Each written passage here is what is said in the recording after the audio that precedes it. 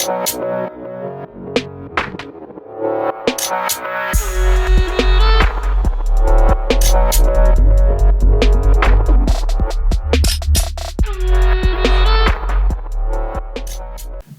so my name's Joe Franklin. I am a data scientist that works at Qlik as part of the data literacy program.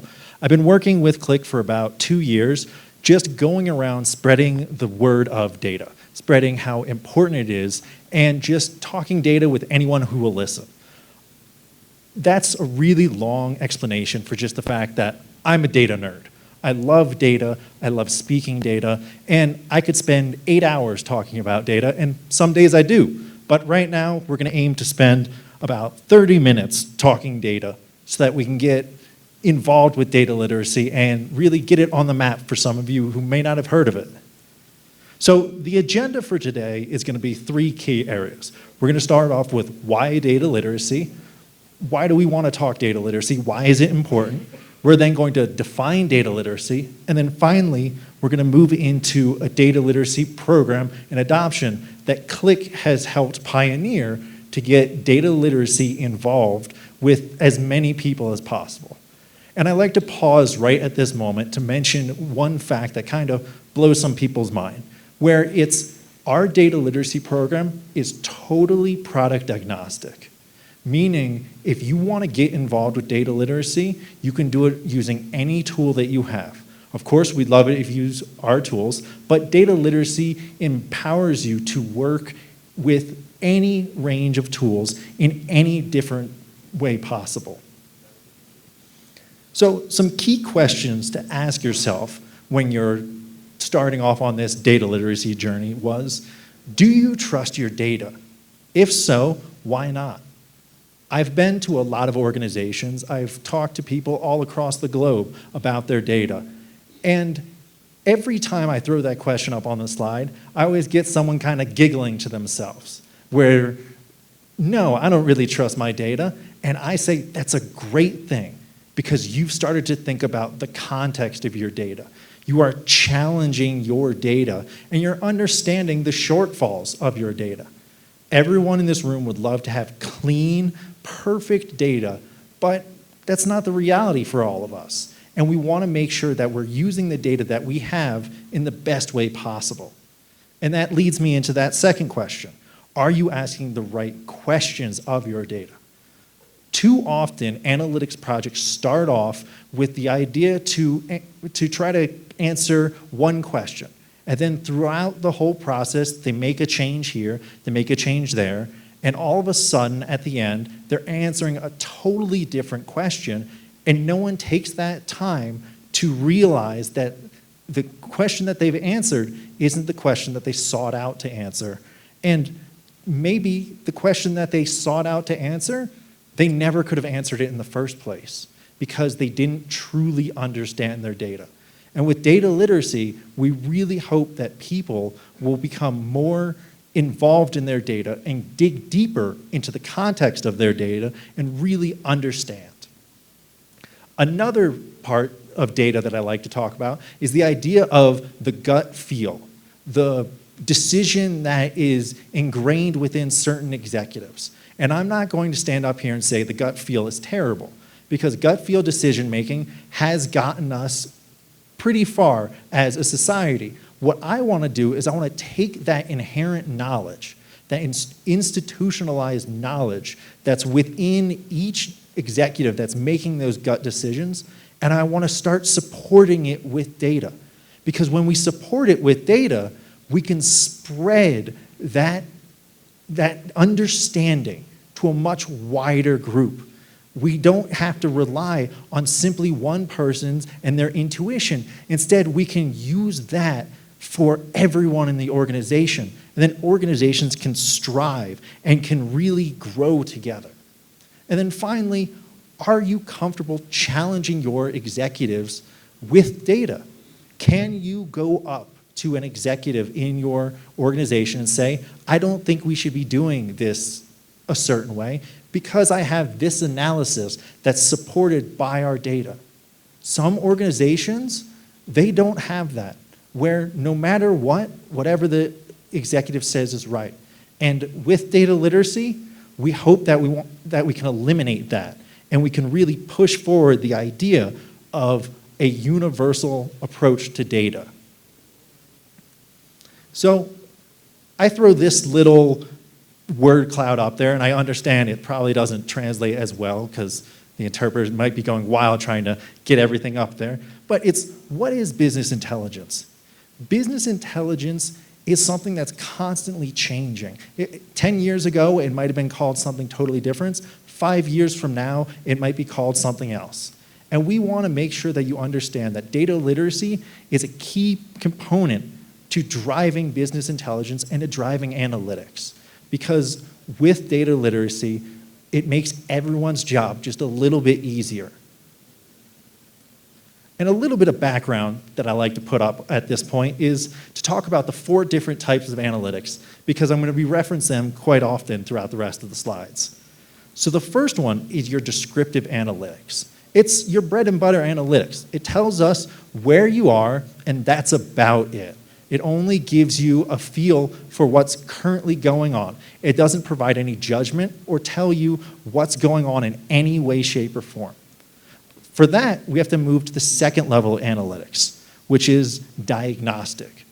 Diagnostic analytics tell us how are we doing right now. It starts to give more context and starts to give more meaning to our analytics. And then from that diagnostic area, we move into the predictive, because once we understand how something is impacting us and how important various elements are, we can start predicting the future, and we can start jumping forward and forecasting and getting into the newer and cooler analytics, the things that everyone wants to move towards, which is the idea of prescriptive analytics. Prescriptive analytics take your analytics to that next level, where instead of requiring human interaction, it automatically recommends a plan for you. It tells you what you should be doing based on whatever inputs you have. And a story that I heard because usually what happens here is I open the floor up and say, has anyone ever used prescriptive analytics in their job?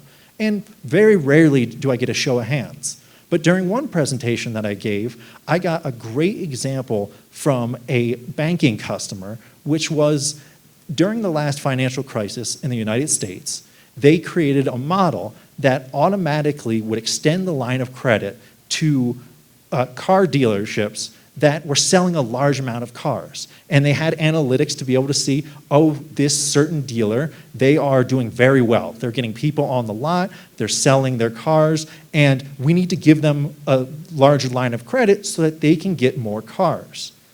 But an interesting thing that they did, and the reason I love it as an example, is they didn't allow the analytics to go the other direction. They didn't allow the formulas and the model to restrict the credit lines of people that might have been struggling. Instead, they leveraged that diagnostic component to just send someone from the bank to reach out, figure out what's going on. Because while the model might have been very good at doing one aspect, it wasn't that catch-all analytics that you hear about in every news story that's out there. We need to make sure that we are using analytics correctly and using them in the right context. Because when you start to let your analytics run wild, that's when you start getting those negative news stories of where some automatic trading platform went haywire and crashed the stock market. We need to make sure that we use analytics in a responsible and straightforward way. So why does any of this matter? And it's a pretty tall tale for why all of this matters. And Gartner, they sought out in February of 2018, and they did an analysis. And what they found was by 2020, 50% of organizations will lack sufficient AI and artificial intelligence artificial intelligence skills to derive positive growth and positive business value. And I don't know about you, but 2020 is pretty close. It's like 2 months away. So hopefully some of you have heard of the idea of data literacy and you're starting to use it. But what it also tells us is there is a large opening for data literacy and increased AI skills. And when I say increased AI skills, I want to call back to that previous example of that doesn't mean your organization needs to become masters of artificial intelligence or masters of that prescriptive analytics.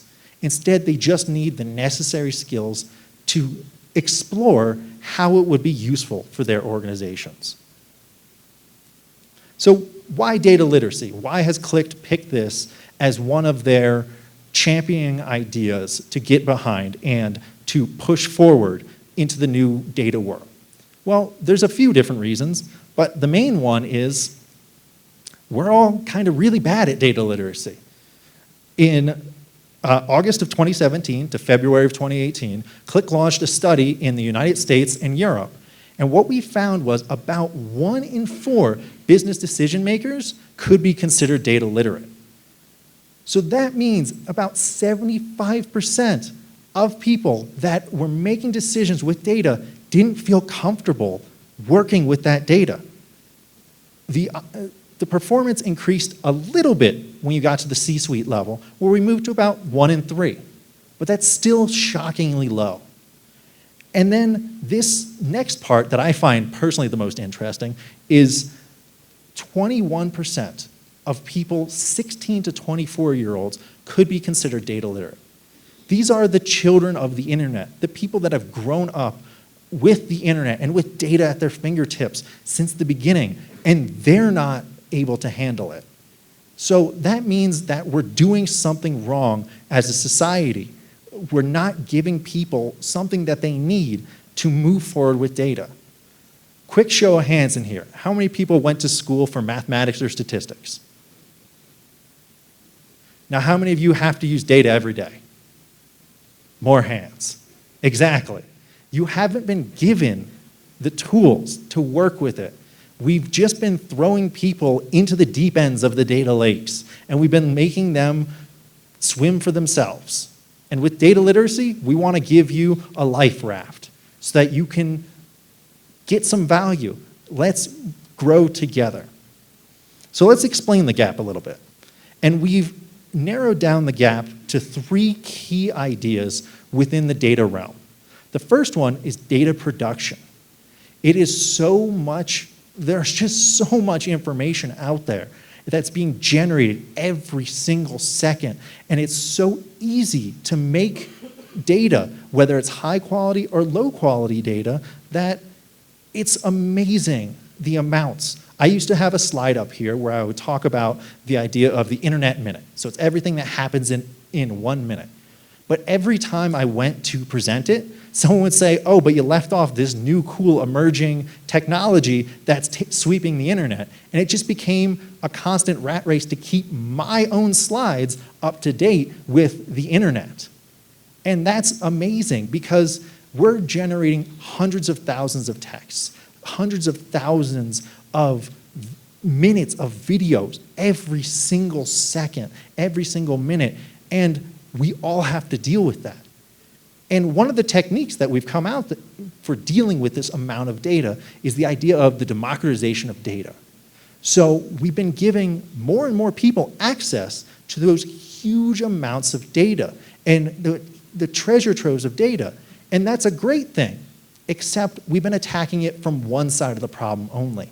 We've been giving people tools, fancy analytical tools to deal with them. But we haven't been giving them the skills to know how to work those tools and work those analytics. We're leaving them to fend for themselves and to figure it out on their own, and that's not fair. Because in this data revolution, we are all in it together. Data is not a spectator sport, it's a team effort. We all need to get involved. Another aspect of the democratization of data that I love to talk about is just, and harkens back to that data production portion, is how easy it is to generate data. I know personally, I wear a Fitbit on my wrist right now. It records my heart rate, pretty high right now, because I'm talking in front of all of you. But something like that 20 years ago, even 10 years ago, would have cost thousands of dollars. Now, it's $80 US. And it's capturing a second by second heart rate reading. Now imagine what we can do to business processes that would have required tons of manpower. We can get little tiny sensors. We can democratize the production of data. When I was hiking out in California, I came across a really cool sign. So what it was there was a wildfire that had ravaged the countryside, totally destroyed it. And what they did was they put up a little post and they said, please put your phone up against this bracket, take a photo, and upload it to either Instagram, Twitter, and use a specific hashtag. And what they were doing is the researchers were using the people that just naturally hiked the trails to capture data of how the vegetation was growing back, just slowly over time. And imagine how much that would have cost without just access to high quality cameras in your pocket.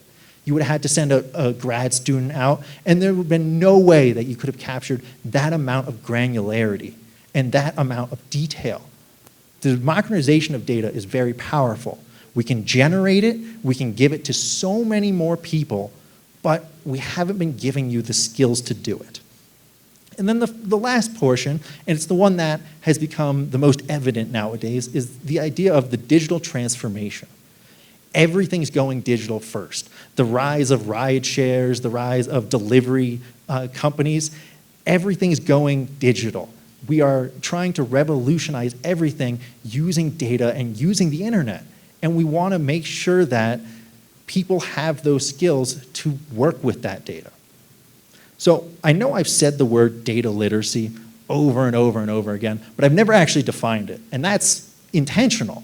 I want you to be thinking, what does data literacy mean? He's been saying a lot of different things, but really what is the core of it? And we've decided that it's a very straightforward and simple explanation. It's the ability to read, work with, analyze, and argue with data. It's that simple.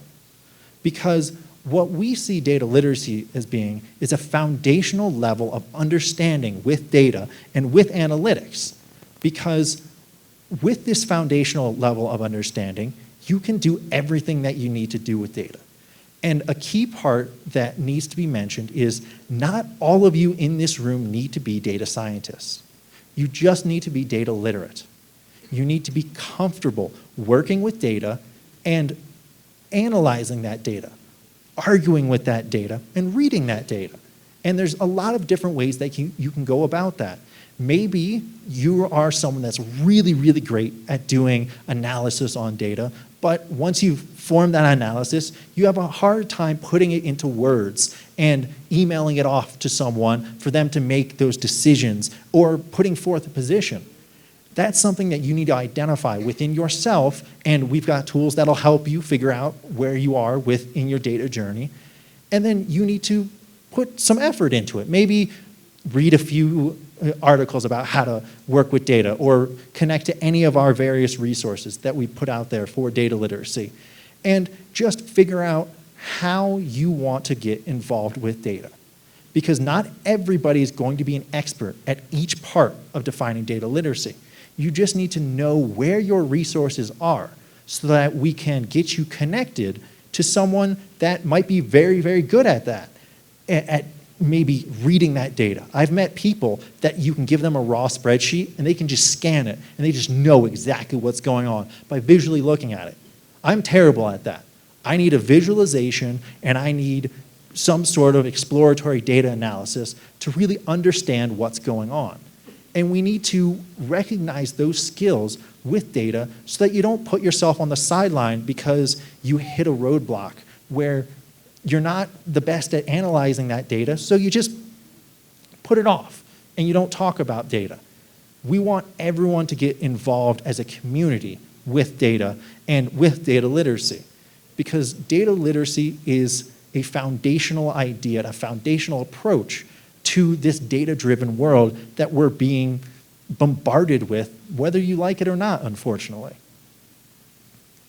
So what are the outcomes of a data literate workforce. Let's say you've decided that you want to take up the charge of data literacy. You want people to get involved with data literacy, whether it's in your whole organization or it's within just your small group that you work with on a day-to-day basis. How you apply data literacy is 100% up to you, and we're going to talk about that a little bit more in the adoption and culture part of this presentation. But what are the outcomes of data literacy? The first one's pretty straightforward. It's quicker insights. The goal is to make it where maybe you send 1 or 2 less emails on a topic, or maybe you ask the right questions in a meeting that breaks down some barrier. In my previous role before coming to Qlik, I worked in the insurance field. And in the insurance field, there's a lot of mergers that go on between various companies. I remember a few meetings where we had been 6 months into a project and we had been developing these grand analytics. And then someone asked the question, oh, what definition are we using for policyholder? And that derailed everything because neither side realized that they weren't talking the same data language. Our goal with data literacy is to make those questions happen earlier. I'm not going to stand up here and act like we are going to totally fix every aspect of data. That's not realistic. Instead, we want to have small successes, small incremental growths, so that we can all get to that quicker insights together. And then another great part is just better decisions. Decisions that are backed up with data are much stronger than those raw gut feel decisions we talked about earlier. Because you can start moving up that analytical hierarchy. You can start moving into that predictive area where you're backing it up with actual information instead of just saying, well, the graph looks like it's going up, so it's going to keep going up. No, that's not how we want to do it. We want to forecast correctly. We want to develop correctly, and we also want to make sure that we're doing the basics correctly. We don't want to skip that descriptive statistics or skip that diagnostic statistics just so that we can get to the cool stuff. Because every part along the way is just as important as the one that came before it. And if you neglect any of them, you're going to have trouble. You're going to run into issues where your foundation isn't as strong as you thought it was, and you'll have those crumbling down moments. Another great outcome of a data literate workforce is you stay competitive in the marketplace. I had that slide earlier about 50% of organizations lack sufficient skills in AI and data literacy to derive positive business value. So if you get that value, you're in a much better location as an organization. You have a leg up on your competitors because your data is powering you. And then the last one that is kind of overlooked is better employee engagement. People that feel connected to the data and feel connected to the analytics and not left onto the sidelines when they hit a stumbling block, they're more likely to succeed and more likely to be higher performers within your organization because they have a connection to the data. We want to get people communicating with data and on the same playing field in data. Because up until now, we've been leaving people behind. So Qlik partnered with some independent research institutes to put a number on data literacy. How important is it? And what we found was there was a roughly 3 to 5% link in greater business value for data literate organizations. And 3 to 5%, that might not sound like a lot of money because 3 to 5%, it's not that great. But you have to think about it in terms of investment, in terms of how much that actually turns out to be. And we translated that into roughly $320 to $530 million for large cap companies of just value that you could get by weaving data literacy into your organization and making it a part of your organization. And for the most part, All of the resources that I'm going to be talking about later are 100% free. There is no requirement for you to buy anything. You can go onto our website and you can use them right now if you're interested in them. So let's talk about some of those aspects. Let's talk about the idea of adopting data literacy. How are we going to adopt data literacy into an organization, and what is the role of data within an organization? Often, whenever we're talking about the role of data and the role of change management in general, we like to lead on the idea of leadership. Leadership is the one that has to drive data change. And what I'm going to mention now is that it doesn't have to be your traditional approach to leadership. Data literacy can be incorporated in any number of ways. You can start from the top down with a C-suite if they have lots and lots of buy-in for it, or you could bring data literacy into just your group. You could start small and aim for success. Too often, analytics projects and corporate projects in general have that moonshot idea where we are going to aim to do everything all at once. And what I want to try to pass along is the idea of let's succeed together. Let's have some small incremental growth and evolve together. Because without that, we're dooming ourselves to fail. So when we talk about leadership, it's really important that they hit on these 5 key areas. First of all, data vision is key.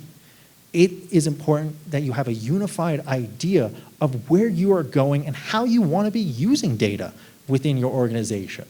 I've gone into some organizations where it's the wild, wild west. Everyone else has their own data, and they're just doing whatever in however they feel like. There's no uniform analytics tool. There's no uniform anything. And that's really dangerous and really hampers the use of data. And with that wild, wild west mentality is the idea of we need to incorporate data governance. We need to get that element of data governance to keep everybody talking from the same script and everyone using data that has been verified. It's quality information. Because without data governance, you start having people ask, where did you get that number from? And my number doesn't match your number, why not? And that's when the trust in the data starts to break down and the trust in the analytics starts to break down. Additionally, we need to have that idea of data investment, of we're going to put money or put resources into our data and into our whole approach to data. Because while there may be a large amount of free tools out there, there still is some resources that you need to, as an organization and as leadership, focus on getting involved in. And then the last one we have on here, because I'm going to skip over the data literacy one, is the idea of culture. Leadership needs to embrace that data culture to get you to be a data-driven organization. Because culture, for the most part, most of your organizations, your culture is pretty much what it's going to be for a while. And with data literacy, I don't want to come into any organization and say, we have to change it, we have to do massive, massive changes to everything in your organization. No, that's never going to work. People are going to fight, people are going to push back. Instead, what we're going to do is we're going to say, let's make small little evolutions in your culture. Let's grab on to where it makes the most sense, and we will grow our data literacy in that spot. So for growing your data literacy, we have a great resource available to all of you in this room, as well as anyone outside of the room, because I see we have standing room only in the side. It's called our adoption framework. It's a 6-step process that talks about how to bring data literacy into your organization and how to get people involved with data literacy. Because every single person's approach to data literacy is going to be different. There is no one-size-fits-all approach to data literacy, and that's a great thing. Because data literacy is so flexible, you can bring it in what way makes the most sense. Maybe your organization has a great learning management platform where you have lots of courseworks available and your employees use that a lot. Great, let's slide some data literacy content in there. Maybe your organization has a strong lunch and learn community where a lot of different groups come together and spread ideas that way. That's fantastic as well.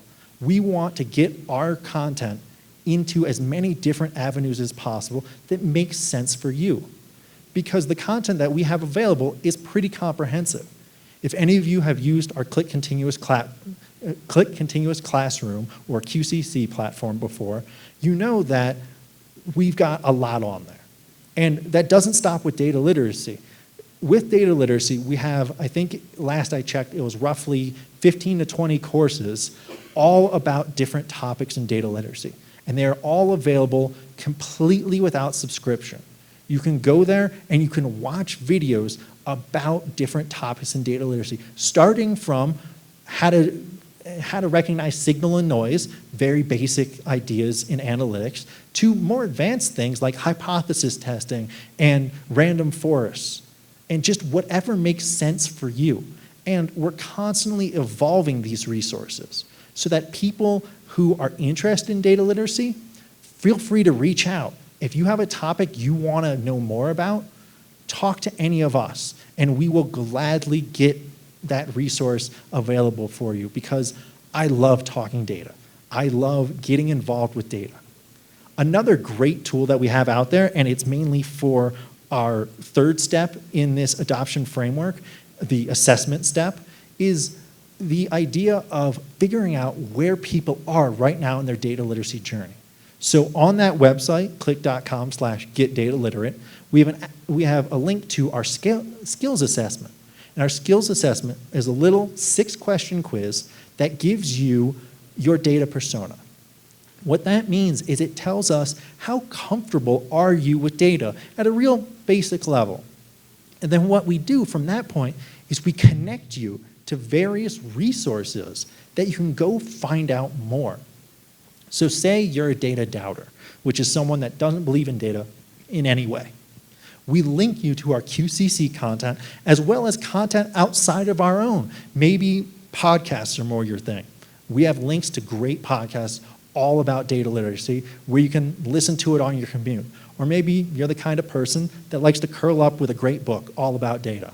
I know on my, I've been flying for roughly 24 hours so far on this whole trip in the last 5 days. I've been reading endless books about data literacy and about data in general. So that kind of power to really slot it in wherever it makes sense for you or your organization, let's do it. Let's get data involved. And we just like to say data literacy is for everyone. I don't want anyone to feel like they can't use these resources because we want to get you connected to resources that work for you. And now let's say that we were successful. We got everyone involved with data literacy and everyone is very happy. What we end up with is this idea of a culture that has these 6 key areas. They have data fluency, where everyone is talking the same language. You have people asking those questions in those early meetings about, oh, what definition are we using for a policy renewal? What definition are we using for a customer? Because while you might not have that unified data dictionary out there, you know to ask the questions so that you're all speaking data the same way. And then the next part of a highly data literate culture is the idea of using visualizations. Because when you really think about it, visualizations break down barriers. They make it easier to do every single part of that data literacy definition. They make it easier to read data. They make it easier to analyze it. It makes it definitely easier to work with, and it makes it easier to argue with that data. Visualizations are one of the strongest tools for driving data literacy within an organization. But you need to make sure that you're using visualizations correctly. So that's where having that more advanced knowledge comes in handy. I was giving this similar presentation yesterday, and someone came up to me and they said, how do I get my organization to stop using pie charts? And that is a battle that that stands the test of time, the war against pie charts. Because to some people, pie charts, they are a great visualization. But once you really start to dig deep into them, you can start to see the gaps in the armor and see why we should be leveraging other visualizations to really push forward a more data literate organization. Another thing that we really need to make sure that we have is the idea of having a high amount of analytical skills. And luckily, analytical skills are one of those things that have been really fostered by our current climate, where people are starting to think more critically of and with their data. And that's a great thing. We want people to think analytically about everything that they're facing. But we also need to make sure that you have those statistical methodologies somewhere within your organization. You don't have to be a data scientist, but your organization should have some bits and pieces or someone that you can reach out to talk about those statistical methodologies and talk about maybe we want to run this high-level model or we want to layer on some new and advanced statistics. You need to have statistics somewhere that you're really basing your knowledge in, because there's so much value in that. And then finally, the last two parts are embracing learning and mentoring. And the main reason we talk about learning and mentoring is it is a way to get large amounts of gain at a very minimal effort. Giving people an hour, maybe 2 hours to learn a new topic or face something that they've never faced before really builds people's capabilities and gets people more involved in the entire data journey. And then mentoring is one of those really cheap and easy ways of spreading knowledge. Because when people are mentored either through informal or formal programs, it starts to break down those lines of communication and get people more organized as a unified data team. A great example of mentoring is something that's relatively new, and it's the idea of reverse mentoring, where C-suite executives are being matched with junior level employees so that junior level employees can help them work their email and convert things to PDF. It might sound really silly, but what that actually ends up doing is it forges a bond and it forges a relationship of sharing knowledge that we can use for so many things outside of the formalized mentoring. So before I wrap all this up, I just want to give one more link out to our various resources, which is please get connected. We've got a lot of great stuff out there, qlik.com/getdataliterate, as well as qlik.com/dataliteracy. And then also I wanted to mention the dataliteracyproject.org. So what the Data Literacy Project is it's an organization founded in part with Qlik to advance the idea of data literacy outside of our organization. So we've partnered with consulting groups, with educators, with as many people as we possibly can to push that idea of data literacy. And what we've seen is there's a lot of people that want to get involved, and we want to make sure that you can get involved too. So on that website, we have access to forums where you can go talk data literacy with other people in the industry and other people that are in your same situation. And normally, this is where I like to open it up for question, but in the interest of time, what I'm going to say is during the break, feel free to grab me to the side. Let's talk data literacy. I've got a great interpreter in the back who's talking with you all right now. He will translate and interpret, and we will talk data literacy because I love it, and I'm very happy to be a part of it. So thank you very much for listening. Hopefully you didn't get too bored. And now from here, we're going to turn it over to some videos on customer success.